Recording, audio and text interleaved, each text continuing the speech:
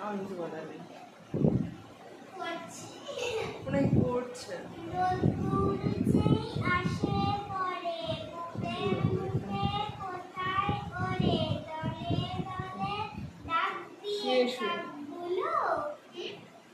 ও হাফসার সময় এরকম ভাবেই শুরু করতে করতে পারে।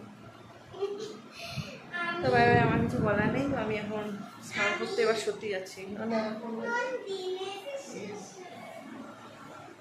পুরোপুরি